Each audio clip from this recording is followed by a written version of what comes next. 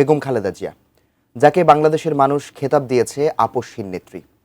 কিন্তু কেন তিনি এই পরিচয়ে ভূষিত হলেন তা হয়তো এ প্রজন্মের অনেকেরই অজানা।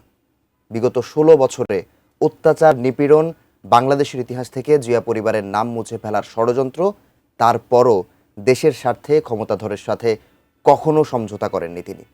বাকিটা জানাচ্ছেন নাজিয়া আফরিন।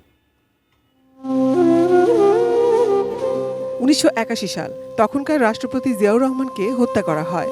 রাজনীতির অঙ্গন থেকে দূরে থাকা সাধারণ গৃহবধূ খালেদা জিয়া হাল ধরেন বিএনপির।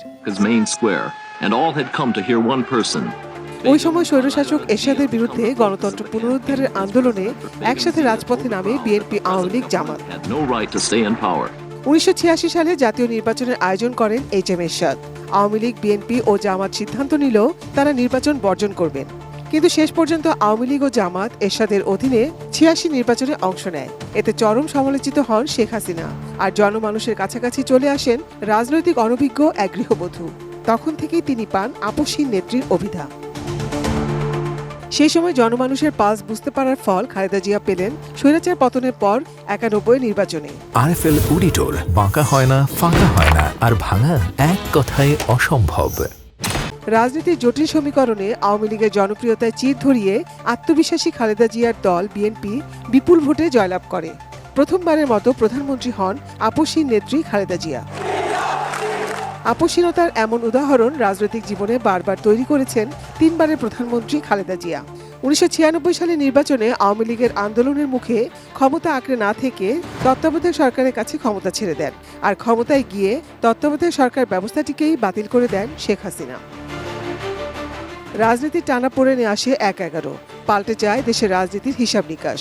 ২ সন্তান তারেক রহমান ও আরাফাত রহমানের জীবন নিয়ে চিন্তিত হলেও নিজের জীবন নিয়ে কখনোই ভীত হননি খালেদা জিয়া। কোনো প্রস্তাবেই দেশ ছাড়তে রাজি হননি তিনি। ২০০৮ সালের নির্বাচনে আওয়ামী লীগ ক্ষমতায় আসার পর থেকে বিএনপির ওপর নানাভাবে নির্যাতন, নিপীড়ন চালায় আওয়ামী লীগ। এক কাপড়ে বাড়ি ছাড়া হন খালেদা জিয়া। অথচ তারা মিথ্যা কথা বলছে যে আমি নিজের বাড়ি ছেড়ে বেরিয়ে এসেছি। এটা সম্পূর্ণ মিথ্যা কথা, বানোয়াট। নানা প্রলোভনকে উপেক্ষা করে ২০১৪ নির্বাচন বর্জন করে তত্ত্বাবধায়ক সরকার ইস্যুতে অনড় থাকেন খালেদা জিয়া। অবরোধ কর্মসূচি অব্যাহত থাকবে, কর্মসূচি আমাদের চলছে। আপসহীনতার ফলও ভোগ করেন তিনি। জিয়া অরফানেজ ট্রাস্ট মামলায় সাজা দিয়ে তাকে পাঠানো হয় ঢাকার পরিত্যক্ত পুরনো কেন্দ্রীয় কারাগারে। ২৪ গণঅভ্যুত্থানের পর খালেদা জিয়া মুক্ত হন সব ধরনের অপবাদ ও দুর্নামের হাত থেকে। গণঅভ্যুত্থান পরবর্তী অস্থিতিশীল অবস্থা নিয়ন্ত্রণে আনতে আবারও রাজনীতির মাঠে নামেন খালেদা জিয়া।